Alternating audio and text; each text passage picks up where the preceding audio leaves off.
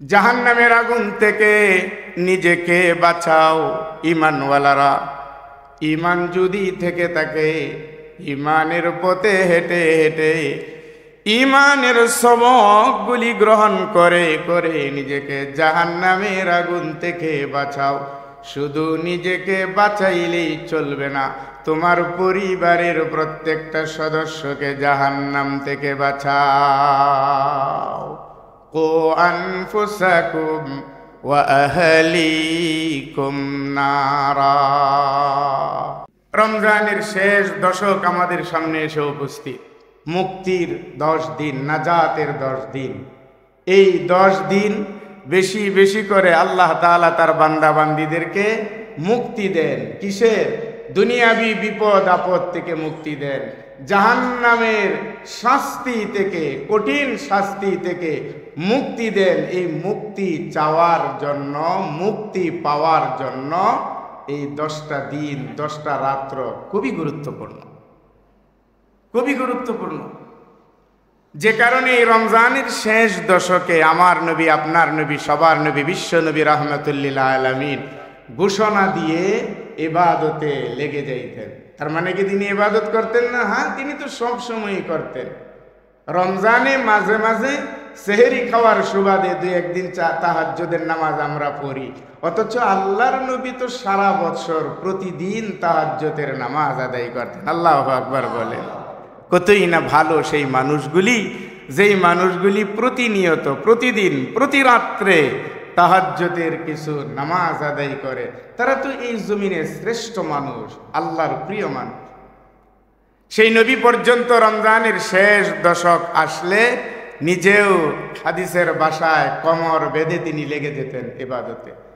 তিনার পরিবার বর্গদেরকেও জাগিয়ে তুলতেন, কাউরে তিনি ঘুমে রাখতেন না। শেষ রাত্র আসলেই পরে জাগিয়ে তুলতেন যে রমজানের শেষ দশক চলে। কেন? তিনার পরিবারের প্রতি তিনি এতটা মজবুত হেদায়েতের বাণী নিয়ে আগাইতেন কেন?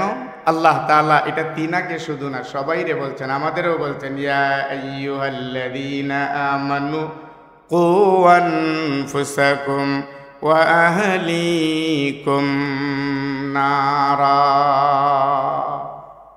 জাহান্নামের আগুন থেকে নিজেকে বাঁচাও ঈমানওয়ালারা।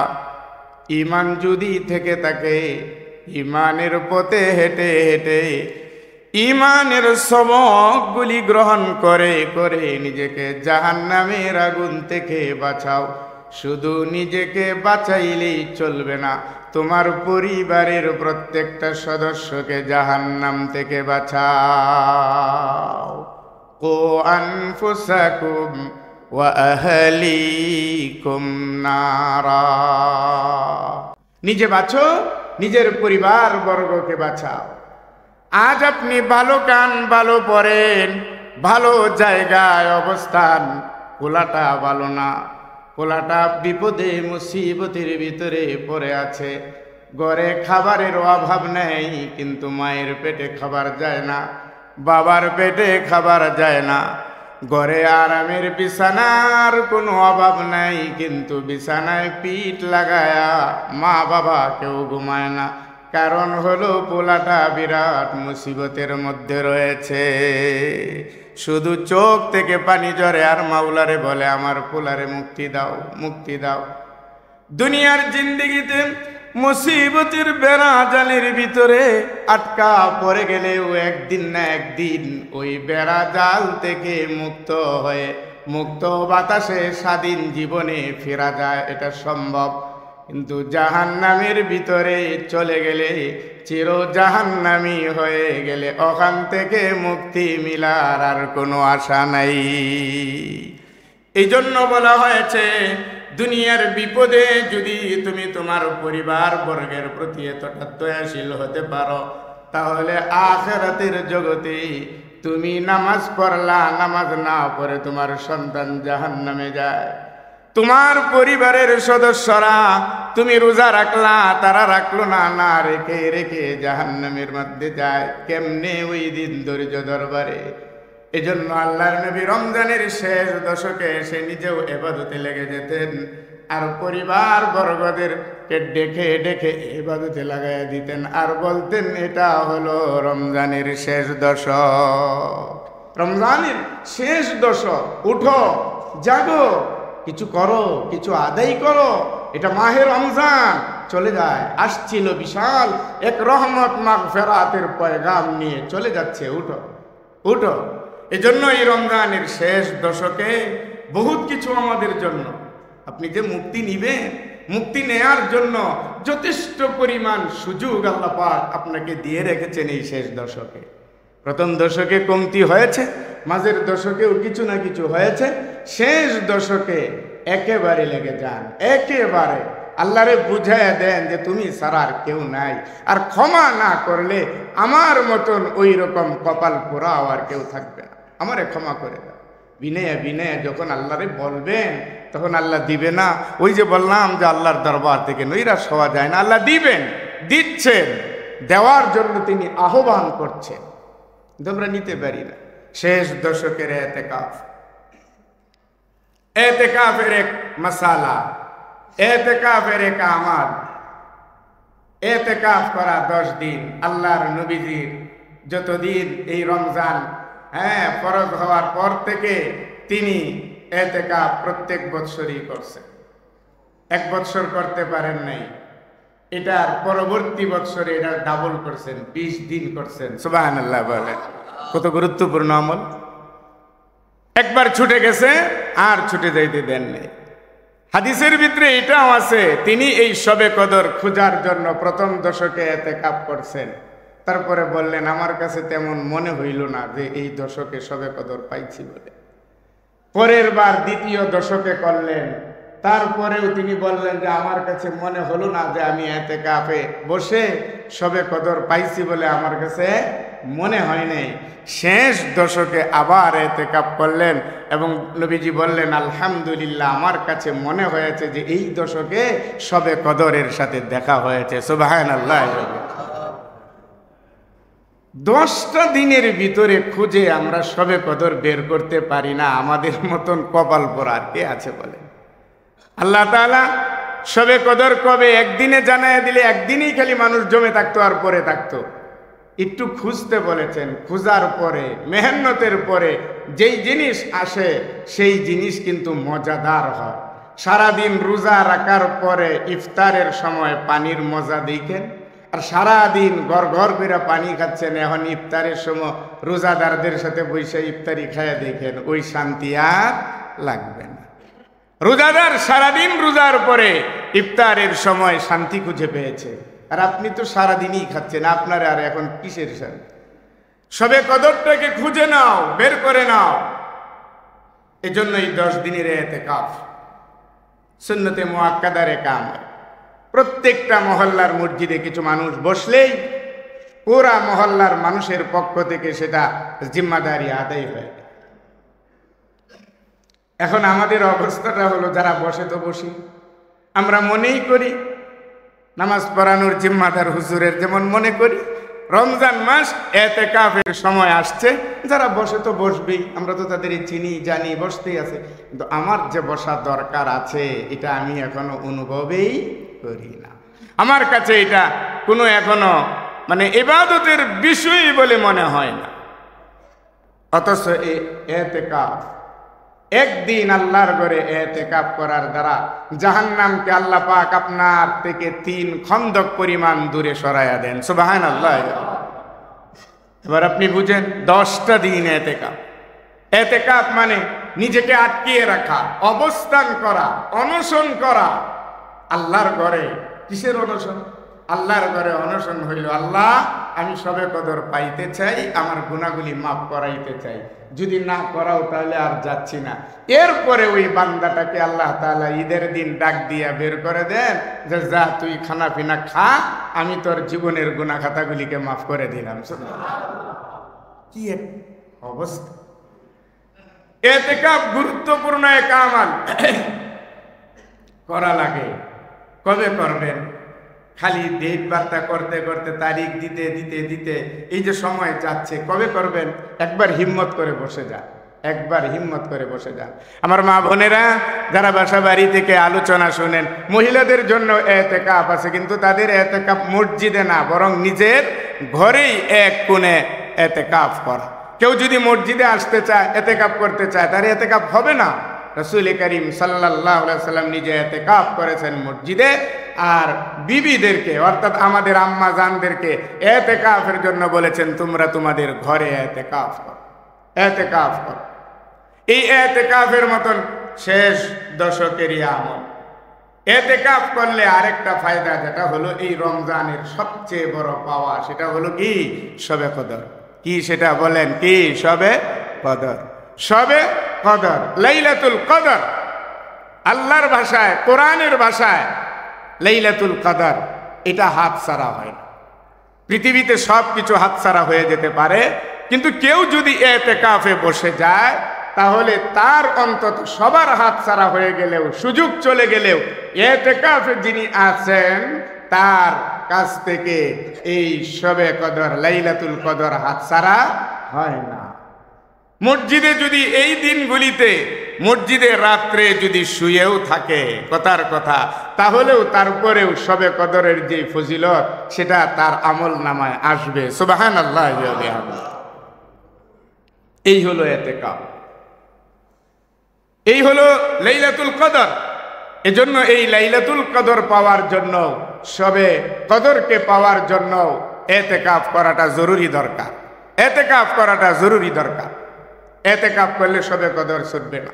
এখন যদি প্রশ্ন করেন যে হুজুর শবে কদর কি, লাইলাতুল কদরটাই কি যে এটা আমার পাইতে হবে? আরে এটা যে না পাইলো সে তো সব থেকেই বঞ্চিত হয়ে গেল। নাউজুবিল্লাহ বলেন। আমরা বঞ্চিত হইতে চাই না। এই লাইলাতুল কদর আমাদেরকে দিয়েছেন বঞ্চিত হওয়ার জন্য না। লাইলাতুল কদর কি, আসুন একটু পরিচয় আমরা নেই। লাইলাতুল কদরের কিছু গুণাগুণ আমরা আলোচনা করি, শুনি। লাইলাতুল কদর কি? রাত্র তো প্রতিদিনই আসে, প্রতিদিনই যায়। গতকালকেও একটা রাত্র আসছিল, আগের দিনও আসছিল, চলে গেছে, আজকের রাত্র আবার আসবে। কিন্তু লাইলাতুল কদর যেটা, এটার এত কি দাম, এটার এত মূল্য কেন, এটাকে এত খোঁজা লাগবে কেন? এটার এক নাম্বার জবাব হলো, লাইলাতুল কদর খোঁজার জন্য দরকার হলো, এই রাতটা হলো গুরুত্বপূর্ণ রাত। এই রাতে আল্লাহ তাআলা পবিত্র কোরআনুল কারীমকে লৌহে মাহফুজ থেকে সামায়ে দুনিয়া, অর্থাৎ দুনিয়ার আকাশে একবারে একসাথে আল্লাহ তাআলা নাজিল করেছিলেন এই কদরের রাত্রে। সুবহানাল্লাহ। এটা হলো এক নাম্বার এই রাতের ফজিলত। ইন্না আনজালনাহু ফি লাইলাতিল কদর। কোরআন, আল্লাহ তাআলা কোরআনে এই সূরা কদর নাজিল করে। আল্লাহ পাক বলছেন কদরের রাত্রের মূল্যায়ন করো। কেন করবে? যেই জন্য করবে যে কদরের রাত্রে আমি আল্লাহ তাআলা আমার কাছে সবচেয়ে বড় প্রিয় যেই জিনিস, আল্লাহর কাছে প্রিয় হলো কোরআন। আল কোরআনু আহাব্বু ইলাল্লাহি মিনাস সামাওয়াতি ওয়াল আরদি ওয়া মা ফিহিন। হাদিসে তো আসছে আল্লাহ তাআলার কাছে সবচেয়ে বড় প্রিয় হচ্ছে কোরআন। দুনিয়া, আকাশের নিচে, জমিনের উপরে যত কিছু আছে সব কিছুর ভিতরে আল্লাহর কাছে সবচেয়ে প্রিয় হচ্ছে কোরআন। সুবহানাল্লাহ। আল্লাহ রাব্বুল আলামিন বলেন, সেই কোরআন যেটাকে আমি সংরক্ষণ করেছিলাম লৌহে মাহফুজের ভিতরে, ওই শবে কদরের রাত্রে ওই কোরআন লৌহে মাহফুজ থেকে আমি সময়ে দুনিয়ায় একসাথে পাঠায়া দেই। এই জন্য এই রাতের এত দাম। এক নাম্বার হলো লাইলাতুল কদরের এক নাম্বার দাম হলো এই জন্য যে এই রাত্রে আল্লাহ পাক লৌহে মাহফুজ থেকে সময়ে দুনিয়ায় কোরআনকে একসাথে নাজিল করে দিয়েছিলেন, যেই কারণে এই রাত্রটাকে আল্লাহ পাক খুব গুরুত্বপূর্ণ রাতে পরিণত করেছে। দুই নম্বর গুণাগুণ হলো এই রাত্রের দুই নম্বর, যে অন্যান্য রাত্রের চেয়ে এই রাত্রের দাম এত বেশি কেন? যে এত বেশি, এটা তো দুনিয়ার কোনো নেতা বেঁধে দেয় নাই, দুনিয়ার কোনো নবীরা বেঁধে দেয় নাই, দুনিয়ার কোনো আল্লাহওয়ালারা বেঁধে দেয় নাই। এই রাতের মর্যাদা এজন্যই দামি যে এটা আল্লাহ পাকেই দাম নির্ধারণ করেছেন। সুবহানাল্লাহ, আওয়াজ দিও। ইন্না আনজালনাহু ফি লাইলাতিল কদর ওয়া মা আদরাকা মা লাইলাতুল কদর লাইলাতুল কদরি খায়রুম মিন আলফি শাহর। এজন্য এই রাত্রটা দামি, যেই রাত্রের সম্পর্কে আমার আল্লাহ বলেন এক রাত্রের দাম আমি আল্লাহর কাছে 1000 মাসের চেয়েও বেশি দাম হলো আমি আল্লাহর কাছে একটা রাত। আল্লাহু আকবার বলে 1000 মাসের চেয়েও বেশি। এটা বলেন নাই যে 1000 মাসের মতো, 1000 মাস সম পরিমাণ, এটা বলেন না। লাইলাতুল কদরি খায়রুম মিন আলফি শাহর, 1000 মাসের চেয়েও খায়ের মানে উত্তম, মানে বেশি, 1000 মাসের চেয়েও বেশি মর্যাদাপূর্ণ হলো একটা রাত। সেই রাতের নাম হলো লাইলাতুল কদর। এই জন্য এই রাতকে খোঁজা লাগে। বিশ্ব নবী পর্যন্ত খুঁজে খুঁজে এই রাত্রকে বের করেছেন। কারণ হলো এই রাত্রে কোরআন নাজিল হয়েছে। এই রাত্রটার দাম হলো আল্লাহ পাকের কাছে 1000 মাসের চেয়েও বেশি। কথার কথা, একজন 1000 মাস মানে প্রায় 84 বছর, 1000 মাস মানে প্রায় 84 বছর। 84 বছর লাগাতার ইবাদতে কাটিয়ে দিলে যে বান্দা যতটুকু সওয়াব তার আমলনামায় উঠাতে পারবে, আখিরে নবীর উম্মত যদি একটা রাত্র কদরের রাত্রটা খাটাইতে পারে, তাহলে 84 বৎসরের আমল এক রাত্রের বিনিময়ে তার আমলনামায় উঠে যায়। 84 বৎসর কত করবেন? বনি ইসরাইলেরা 1000 বৎসর হায়াত পেয়েছে, 800 বৎসর হায়াত পেয়েছে, 900 বৎসর হায়াত পেয়েছে। এইগুলি শুনে শুনে সাহাবায়ে কেরামরা রাসূলকে বলল, ইয়া রাসূল আল্লাহ, তাহলে তাদের সাথে কিয়ামতের ময়দানে আমরা কেমনে পারবো? ওরা 1000 বৎসর ইবাদত করেছে আর আমরা হায়াতেই পাই গড়ে আয়ু কত 50 থেকে 60 আমাদের, তো আমরা কিভাবে পারবো? সাহাবীদের এই আগ্রহ দেখে দেখে সূরা কাদার আল্লাহ পাক নাজিল করলেন। সুবহানাল্লাহ বলেন। আগ্রহের উপরে আমার আর আপনার আগ্রহ তো ঘুমায় আছে। কিন্তু আমরা তো পাইছি হেদের সুবাদে। সাহাবায়ে কেরামরা যখন এই সূরাতুল কদর যখন নাজিল হয়ে গেল, মন ভরে গেল তাদের। এক রাত্র ইবাদত করব, 84 বৎসর ইবাদতের সওয়াব আল্লাহ আমলনামায় দিয়ে দিবে। এই বাসে কয় বছর মানুষ বাসে কয় বছর? এখন আপনার জীবনে আপনার বয়স 50 বৎসর, 50 থেকে আপনি 15টা বৎসর বাদ দেন, কারণ সেটা নাবালেগ অবস্থায় ছিলেন। তখনকার আমল তো আর ধর্তব্য না, আপনার গুনাহও নেই, সুয়াবও নেই, যতক্ষণ নাবালেগ তো নাবালেগই বালেগ। এখন 50 থেকে যদি আপনি 15 বৎসর বাদ দেন, 35 বৎসর থাকে। 35 বৎসরই যদি আপনি খুঁজে 35টা সবে কদর খুঁজে নিতে পারেন, তাহলে হিসাব করেন তো এবার কত 1000 বৎসর আপনি বাঁচলেন, কত 1000 বৎসর আমলনামায় আপনার আমলনামায় উঠাইলেন। কোথায় আগ্রহ? তো সবে কদরের রাত্রেও দিব্যি সে তার মতনই চলতেছে। সবে কদর তালাশের প্রয়োজন তার নেই। কেন তালাশ করব? 1 নম্বর কারণ বললাম যে এই রাত্রে আল্লাহ পাক কোরআন নাজিল করেছেন। 2 নম্বর কারণ হলো এই রাত্রটার দাম হলো 1000 মাসের চেয়েও বেশি আল্লাহর কাছে। 3 নম্বর সবে কদর লাইলাতুল কদর আমার এই জন্য খোঁজা প্রয়োজন। পৃথিবীতে রাত্র আসে, বেলা শেষে রাত্র চলে আসে, দিন শেষে রাত্র আসে। কোন রাত্রের শানে আল্লাহ পাক মুবারক শব্দটা লাগান নাই, কিন্তু সবে কদরের রাত্রটাকে আল্লাহ তাআলার কুদরতি জবানে এই রাত্রটাকে মুবারক রাত্র বলেছেন। ইন্না আনজালনাহু ফি লাইলাতিম মুবারাকাহ। সূরা দোকানের শুরুতেই আল্লাহ রাব্বুল আলামিন এই শবে কদরের রাত্রকে মুবারক রাত্র বলে আল্লাহ ঘোষণা দিয়েছেন। এই জন্য এই রাতের দাম বেশি। 3 নম্বর কারণ হলো এটা। 4 নম্বর কারণ হলো এই রাত্র খোঁজা কেন আমার জন্য জরুর দরকার। 4 নম্বর কারণ হলো আল্লাহ রাব্বুল আলামিন এই রাতে আল্লাহর বান্দা বান্দীদের মাফ করার জন্য শবে কদরের রাত্রে যেই পরিমাণ ফেরেশতা এই জমিনে নাজিল করেন, পৃথিবীতে অন্য কোনো রাত্রে এত ফেরেশতা নাজিল হয় না। আল্লাহ রাব্বুল আলামিন বলেন, শুধু ফেরেশতাদের না, তানাজ্জালুল মালাইকাতু ওয়ার রূহু ফিহা, ফেরেশতাদের যিনি সরদার জিবরিলকে পর্যন্ত আমি আল্লাহ ওই রাত্রে জমিনে নামায়া দেই। জিবরিলকে পর্যন্ত নামায়া দেই। অর্ডার দেই কি? নামায়া অর্ডার দেই কি? জিবরিল, আপনি আপনার বাহিনী নিয়ে পৃথিবীতে ছড়িয়ে পড়ুন, আজ শবে কদরের রাত, লাইলাতুল কদর। আপনি আপনার বাহিনীদের নিয়ে নেমে যান, প্রত্যেকটা বান্দা বান্দিরে তালাশ করুন। যেই বান্দা বান্দি বসে হোক, দাঁড়ায়া হোক, শুয়ে হোক, যে কোনো অবস্থায় হোক, নামাজরত অবস্থায় হোক, তেলাওয়াতরত অবস্থায় হোক, জিকির আজকাররত অবস্থায় হোক, প্রত্যেকটা বান্দা বান্দির পিছনে দাঁড়িয়ে আপনার এই দলের সদস্যরা যেন তাদের জন্য ক্ষমা প্রার্থনা করে। আমি আল্লাহ ওয়াদা দিলাম, তারা যখন ক্ষমা প্রার্থনা করবে আমার বান্দা বান্দির পক্ষ হইয়া, তখন আমি আল্লাহ আমার ওই বান্দা বান্দিদের মাফ করে দিব। কত বড়! 4 নম্বর কারণ হলো যে এই রাত্রে এত বেশি পরিমাণ ফেরেশতা জমিনে নাজিল হয়, যেটা অন্য কোন রাত্রে এত বেশি ফেরেশতা নাজিল হয় নাই।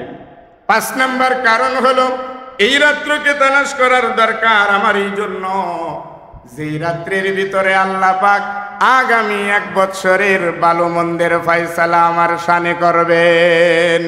ইউফরাকু ফিহা কুল্লু আমরিন হাকিম। সূরা দোকানে এই কথা আল্লাহ পাক বলেছেন যে এই শবে কদরের রাত্রে আগামী 1 বৎসরের আব্দুস সাত্তারের জন্য, আব্দুল করিমের জন্য, বিবি রহিমার জন্য, বিবি আসমার জন্য কি কি ফয়সালা হবে, এই রাত্রে তার আমলের উপর নির্ভর করে আগামী 1 বৎসরের জন্য একটা চূড়ান্ত ফয়সালা এই রাত্রে আমি ফেরেশতাদের হাতে ধরায়া দেই। সুবহানাল্লাহ। তাহলে এবার বুঝেন, শবে কদরের রাত্রে আপনি আমলে লেগে আছেন, তেলাওয়াতে লেগে আছেন, আর আপনার শানে ফয়সালা হবে আগামী এই কয়েক মাসের ভিতরে গজব দিয়ে আপনাকে ধ্বংস করবে না, মুসিবত দিয়ে আপনাকে ঈমান হারা করবে না, এটা হতে পারে না। কারণ এই রাত্রে ভালো মন্দের ফয়সালা হবে আপনার আমলের উপর নির্ভর করে। ইউফরাকু ফিহা কুল্লু আমরিন হাকিম। একে একে 5টা কারণ বললাম, একে একে 5টা কারণ বললাম। তাফসীরের ভিতরে আরো অনেকগুলি কারণ লেখা আছে, কিন্তু এই যে 5টাই কি আমাদের জন্য কম? এই যে 5টা বিষয়ের কথা বলা হলো, যে এই বিষয়গুলি গুরুত্বপূর্ণ, এই গুরুত্বপূর্ণর কারণেই শবে কদরকে তালাশ করা, খুঁজে নেয়া আমাদের জরুর দরকার। বিশ্বনবী এই রাত সম্পর্কে বলেন, আলোচনা করলে তো শেষ হবে না।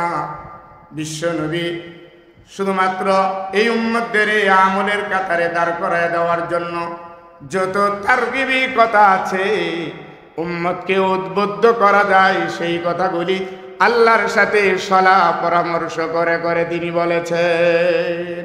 তার মধ্যে গুরুত্বপূর্ণ একটা কথা আমার নবী বিশ্ব নবী রাহমাতুল্লিল আলামিন বলেছেন, সহিহ বুখারীর ভিতরে আছে, মান কামা লাইলাতুল কদরে, মান কামা লাইলাতুল কদরে ঈমানান ওয়া ইহতিসাবান গুফিরা লাহু মা তাকদ্দামা মিন যামবি। সহিহ বুখারীর হাদিসে আল্লাহর নবী বলেন, আমার উম্মতেরা রে, যদি কদরের রাত্রের সাথে দেখা হয়ে যায়, কদরের রাত্রটাকে যদি কেউ দাঁড়ায়া দাঁড়ায়া, কেউ বসে বসে ইবাদতের মধ্যে যদি খাটাইয়া দিতে পারো, তাহলে আমি নবী আমার আল্লাহর সাথে সলাহ পরামর্শ করি, বললাম, ফয়সালা দিলাম, তুমি যদি ঈমানের হালতে সওয়াবের আশায় শবে কদরের রাত্রটা নামাজে, তেলাওয়াতে, জিকিরে আর তাসবিহ তাহলিলাতে কাটাও, আমি নবী ওয়াদা দিলাম তোমার জীবনের সব গুনাহগুলি আল্লাহ মাফ করে দিবে।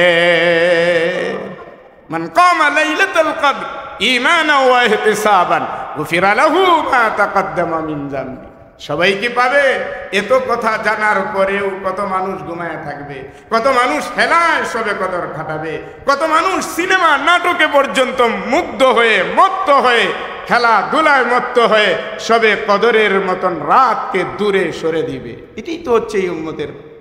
এটাই উম্মতের চরিত্র হয়ে দাঁড়িয়েছে। আজ ইমানদারদের ইমান দুর্বল হয়ে যাওয়ার কারণে সারা দুনিয়া জুড়ে আজ ইমানওয়ালাদের উপর থেকে আল্লাহ পরীক্ষা নিচ্ছেন, পরীক্ষায় আমরা উত্তীর্ণ হতে পারছি না। এখানে তিনি কবুল করেন, সেই জায়গায় আমাদের দোয়াগুলি কবুল হচ্ছে না। বুঝেন না যে আমরা কি পরিস্থিতিতে আছি, কি পরিস্থিতিতে আমরা আছি। উদউ রাব্বাকুম, আল্লাহ তাআলা বলছিলেন দোয়া করো, আস্তাজিবু লাকুম, আমি তোমাদের দোয়া কবুল করব। এত দোয়া করি, দোয়া কবুল হচ্ছে না। আল্লাহ পাক কাফেরদের শানে এতটা রাগ হন নাই, বেঈমানদের সাথে এতটা রাগ হন নাই। রাগ হওয়ার কি আছে, বুঝে পড়েই তারা ঈমান ছেড়ে দিয়েছে, তাদের সাথে মুআমালাত যেটা হবার সেটাই হবে। কিন্তু একজন ঈমান এনে যখন ঈমানের কথা বলে না, ঈমানের কর্মসূচিতে থাকে না, ঈমানের কথায় মজবুতি তার ভিতরে আসে না, তখন তাদের উপরে তো রাগ স্বাভাবিক হওয়ারই কথা। তোরা ঈমান আনলে অথচ ঈমানের কথা শোনস না, ঈমান আনলে ঈমানের কথা শোনস। যেই কারণে সারা দুনিয়ার মুসলমানদের উপরে আল্লাহ তাআলার বাড়ি রাগ, বাড়ি গুসা মনে হচ্ছে। আর না হলে আমাদের উপরে এই এত মুসিবত, পাহাড় সমপরিমাণ মুসিবত নেমে আসতো না। আরে পেট ভরে খাওয়াই আর কাপড় চোপড় পরে খুব সুন্দর করে ঘোরাফেরা করার নামই জীবন না, বাড়ি গাড়িতে চলার নামই জীবন না। ইমানদারদের জীবন তো হলো নিজেও সুখী, তার প্রতিবেশী তারাও সুখী, নিজেও আনন্দে আছে, প্রতিবেশীরাও আনন্দে আছে। এটা না সুখের বিষয়। আপনি খাইলেন পরলেন এটাই খুশি না? না, খাওয়া তো আজকেও কোনো একটা কুকুর বাদ যাবে না। প্রত্যেকটা কুকুরের পেটে খাবার দিবে আল্লাহ তাআলা, প্রত্যেকটা শৃগালের পেটে খাবার যাবে, কারণ খাবার তো আল্লাহ তাআলা জিম্মাদারি নিয়েছেন, দিবেন, দিচ্ছেনই। এটার নাম তো জীবন। ইমানওয়ালাদের এত এত সুযোগের পরেও আজ এই অবস্থা। যে কারণে আসুন আমরা এই ক্ষুদ্র জায়গা থেকে, এটা বাংলাদেশের কোনো সেন্ট্রাল মসজিদ না যে এখান থেকে সেই ধরনের কথা হইলেই কাজে আসবে। এই ক্ষুদ্র জায়গা থেকে, মহল্লার মসজিদ থেকে কার কথা কখন আল্লাহ পাকের কাছে দামি হয়ে যায়, কার কথা আল্লাহ পাক কখন কবুল করে নেন, এটা আল্লাহই ভালো জানেন। এর জন্য জায়গা ভালো হতে হবে, বড় পরিসরে হতে হবে, এটার কোনো শর্ত না আল্লাহ তাআলার কাছে। আমরা দোয়া করি, আমরা আরো বেশি বেশি করে দোয়া করি, দোয়ার প্রয়োজন আছে। আমাদের ভাইরা যদি ভালো না থাকে তাহলে আমরা ভালো থেকেই লাভটা কি? আজ দেখুন এই মাহে রমজানে আমরা রোজা রাখছি, সেহরি খাচ্ছি, ইফতারির কত নানান রঙের আয়োজনের খাবার দিয়ে আমরা ইফতারি করছি, অথচ গাজার দিকে তাকায় দেখুন যে কি অবস্থাটা চলতেছে। না কোনো সেহরি আছে, না কোনো ইফতারি তাদের আছে। একের পর এক হামলা করে করে গাজার উপরে, এই গাজাকে ধ্বংস করার পায়তারায় মেতে উঠেছে। তবে ইমানদারদের মনের ভিতরে একটু হলে আশা জাগ্রত হয়েছে, আশার আলো ইমানওয়ালারা দেখতে পাচ্ছে। কারণ মক্কা বিজয়ের আগেও কাফেররা তাদের ওয়াদার খেলাপ করেছিল, তারা যেই চুক্তিতে আবদ্ধ ছিল সেই চুক্তি তারা ভঙ্গ করেছিল। তারা তাদের চুক্তি ভঙ্গ করার কারণেই পরবর্তীতে অল্প সময়ের ভিতরে আল্লাহ পাক মক্কা বিজয়ের মতন মহাবিজয় মুসলমানদের দান করেছিলেন। ঠিক একই সেই দৃশ্যটাই দেখা যাচ্ছে, যেখানে যুদ্ধবিরতির ঘোষণা দেওয়ার পরেও এই নিরস্ত্র মানুষগুলির উপরে ঘোষণা ছাড়াই ওয়াদা ভঙ্গ করে যেহেতু আবার আক্রমণ শুরু করেছে, কিছু ভাই তো জেহাদে ছাড়াই শহীদ হচ্ছে, কিছু নাবালিগ শিশুরাও সেই জায়গায় শহীদ হচ্ছে। আমরা গন্ধ পাচ্ছি যে এই চুক্তি ভঙ্গের পরে এই আযাব গজব গাজাবাসীদের উপর নামায়া দেয়, মানে হয়তো বা ইসরাইল পৃথিবীর বুক থেকে চির বিদায় নিবে, এটা আমরা আশা করতেছি। আমরা বলি না আমিন? আমরা আশা করতে পারি, কারণ বিরাট গাদ্দারি করেছে এরা। এই গাদ্দারির পরে আল্লাহ পাকের বিজয় আসতে পারে, আসবে, যদি আমরা মুসলমানরা আমাদের ঘুম ভাঙতে পারি, আমরা যদি জাগ্রত হতে পারি। সেই জন্য আসুন দিনে রাতে প্রত্যেকটা মুহূর্তে গাজাবাসীদের জন্য দোয়া করার দরকার আছে না নাই? তাদের জন্য মন ভরে দিল ভরে দোয়া করেন। আর আমরা দোয়া করতেছি আল্লাহ তাআলা নমরুদ, ফেরাউন, হামান, কারুন এদেরকে যেইভাবে লাঞ্ছিত করে দুনিয়ার থেকে পচায়া গলায়াও কাউরে কাউরে বিদায় করেছেন, আমরা দোয়া করছি যে আজকে যারা আমাদের উপরে জালেম, এই জালেম শাহী তখ্তগুলি যেন আল্লাহ তাআলা খুব অতি অল্প সময়ের ভিতরে ভেঙ্গে চুরে যেন খান খান করে দেন। আমরা বলি আমিন। আমরা দেখেছি এদের দৌড়া। এজন্য মুসলমান ঈমানওয়ালারা মাহে রমজানের এই শেষ দশকে ইতিকাফের আমল চলবে। এই শেষ দশকের ভিতরে শবে কদর খুঁজতে হবে। এই দশকের ভিতরে আমার মাপ চাইতে হবে নিজের জন্য, আমার পরিবারের জন্য ক্ষমা চাইতে হবে বিশ্ব মুসলিমের মুক্তির এক কামনা আল্লাহ পাকের কাছে করতে হবে। এই জন্য আমরা গাজাবাসীদের জন্য শুধু দোয়া করব তাই তো না, দোয়া তো আমরা করবই। দোয়ার পাশাপাশি সবসময়ই যাই হয়, আজকেও আমাদের সারা বাংলাদেশের প্রত্যেকটা মসজিদ থেকেই জুমার নামাজের পরে এক ভিক্ষুক কর্মসূচির আয়োজন আছে। সারা দেশেই প্রত্যেক মসজিদ ভিত্তিকই হবে। আমাদেরও ইনশাল্লাহ বাড্ডা জুনে আমরা এর নিন্দা জানাবার জন্য এবং আল্লাহ পাকের কাছে এদের ধ্বংস কামনা করে আমরাও আমাদের বিক্ষোভ মিছিলের এক আয়োজন রয়েছে। নামাজ শেষেই আমরা যারা আলহামদুলিল্লাহ শরীক হতে চাই, আমাদের এখান থেকেও মিছিল যাবে, মিছিল আকারেও যাইতে পারেন, অথবা আমাদের মধ্য বাড্ডা লুৎফুন টাওয়ারের সামনে পুরা বাড্ডার মানুষগুলি একত্রিত হবে, জমা হবে। এখানে আমাদের পরবর্তী দিক নির্দেশনামূলক বক্তব্য হবে, সেই বক্তব্য শুনব এবং ওলামায়ে কেরাম যে দিক নির্দেশনা আমাদেরকে দিবেন সেই নির্দেশনা মোতাবেক আমরা কাজ করব। রাজি আছি তো ইনশাআল্লাহ? আমরা আমাদের সাধ্যমতো চেষ্টা করব। বাকি শেষ কথা হলো, রমজান যেহেতু চলে যায়, নবীজি আমার কোমর বেঁধে লেগেছিলেন, আমাকে আপনাকেও কোমর বেঁধে লেগতে হবে, নামাজে থাকতে হবে, রোজায় থাকতে হবে, তারপরে তেলাওয়াতে থাকতে হবে, জিকির আজকারে থাকতে হবে, দান খায়রাতে থাকতে হবে। সব সময় আমাদেরকে এগুলির মাধ্যমে আল্লাহ তাআলার কাছে চাইতে হবে। আমরা নামাজও রাখছি, রোজাও রাখছি, নামাজও পড়তেছি, রোজাও রাখছি, দান খায়রাতও তো করছি। আমি আপনাদেরকে কম উদ্বুদ্ধ করি নেই। গত রমজানের গত 2 জুমায়ও আপনাদেরকে দানের প্রতি যথেষ্ট উদ্বুদ্ধ এবং আপনারা উদ্যোগী হওয়ার জন্য যতটুকু কোরআন এবং হাদিস থেকে বলার দরকার ছিল বলেছি। প্রত্যেকটা জুমাই যেহেতু দামি, এই জুমায় আবারও স্মরণ করাচ্ছি, আলহামদুলিল্লাহ যাদের দেয়ার মতন, দান করার মতন হাত রয়েছে, আপনি এই মাহে রমজানে দেখে দেখে গরিব মিসকিনদের আপনার পাশে, আপনার প্রতিবেশী এবং আপনার খুব কাছাকাছি দ্বীনি প্রতিষ্ঠানগুলি সবগুলির ভিতরেই আপনার হাত যেন খালি না যায়।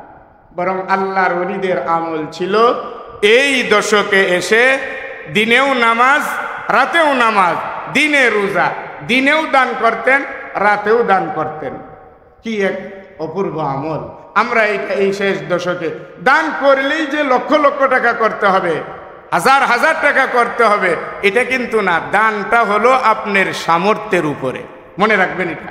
দান হলো আপনার সামর্থ্যের উপরে। কেউ যেন বাদ না যায়। গরিব মিসকিনদের দিনেও দিবেন, রাতেও দিবেন, কিছু গইনা দিবেন, কিছু না গইনা দিবেন। এটা একটা সুরত করেন, এটা একটা চরিত্র বানান। সবসময় খালি গইনা গইনা দিয়েন না, সবসময় গইনা দেওয়ার দরকার নাই। আল্লাহ যদি গইনা আমার দিত তাহলে আমরা এত কিছু পাইতাম না। আল্লাহ তাআলা জায়গায় জায়গায় বলছে বেগাইরে হিসাব, আমি তোদের যে দেই কোনো হিসাব আমি কইরে দিই না, দিতেই থাকি। এজন্য আপনি কিছু হিসাব করে দিবেন। এখন চাইলে যত কথাই বলি, দিতে সময় দেখি টাকা অনেক হাতে উঠে, দেওয়ার মতন সামর্থ্য আছে, কিন্তু তারপরে ওখান থেকে ছোট্ট একটা নোট দিয়ে বিদায় হয়ে যায়। কেন? আপনি একটু সামর্থ্য মোতাবেক দেন। একটা গরিবকেই দিচ্ছেন, সে যেন একদিনের খাবার পেয়ে, সে যেন একদিনের খাবার তার হয়ে যায়। দেন না একদিনের খাবার, তারে দিলে কয় টাকা লাগে? 200 টাকা দেন। আপনি 10 টাকা দিলেন, 5 টাকা দিলেন, আপনার 200 টাকা দেওয়ার মতন এরকম সুযোগ আছে, এই জন্য দিবেন। মসজিদ আল্লাহর ঘর, আল্লাহর ঘরের জন্য যেখানে চাই, এখানে যদি কৃপণতা হয় তাহলে মানুষকে দিবে আর কেমনে বড় করে?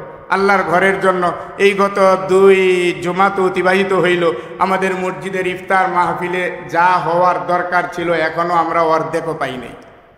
এখন এটা আলহামদুলিল্লাহ কইবেন না সুবহানাল্লাহ কইবেন না নাউজুবিল্লাহ কইবেন, এটা আপনাদের বিষয়। এখনো পর্যন্ত রমজানে একটা আন্দাজ তো আছে, ইফতারি করলে কি টাকাটা খরচ হয়, সেই টাকাটার অর্ধেকও এখনো আসে নাই। গত 2 জুমা তো বলছি, আমার তো বলার জিম্মাদারি, পকেটে তো আর হাত দিতে পারবো না। মেহেরবানি করেন, শেষ দশক দেন। এটা ইফতারি হচ্ছে, ইফতারির কাজে দিবেন। এরপরে হচ্ছে হাদিয়ার বিষয়ে যেটা খাতা নিয়ে বসতেছে দিতেছেন, ওইগুলি তো হইল পরের বিষয়, যেটা আগে হওয়ার সেটাই এখনো পর্যন্ত হচ্ছে না। আর বাকি যেইভাবে আল্লাহ তাআলা আপনাকে আপনার জায়গায় রাখেছেন, আপনি সেই জায়গা থেকে সেই মোতাবেক আলহামদুলিল্লাহ আমাদের কমিটির সদস্যরা বসতেছেন, আমরা আছি, যখন যেভাবে সুযোগ হয় মসজিদের দানটা অন্তত আমরা আলহামদুলিল্লাহ এই সপ্তাহের ভিতরে আমরা সেরে ফেলি। রাজি আছেন ইনশাআল্লাহ? আমরা কই আসতে তো সবাই তো বলে না এই সপ্তাহের ভিতরে সারবো, এরকম সবাই রাজি আছি তো ইনশাআল্লাহ, নাকি কি বলে? মাশাআল্লাহ। তাহলে এই সপ্তাহের ভিতরে দিবেন। বাকি জাকাতের আলোচনা হয়েছিল, গত জুমায় আলোচনা করছিলাম, বলছিলাম জাকাতের টাকাও দেন, বারবারই স্মরণ করা, এতেকাফের মতন আমলেও যেন শরীক হতে পারি। আর যেভাবেই হোক জীবন দিয়ে হলেও যেন শবে কদরের জন্য তৈরি নিয়ে শবে কদর তালাশ করে করে শবে কদরের রাত্রটাকে ইবাদতের মধ্যে কাটাতে পারি, সেই তৌফিক যেন আল্লাহ তাআলা আমাদেরকে দান করেন, এনায়েত করেন। আমিন। ওয়া মা আলাইনা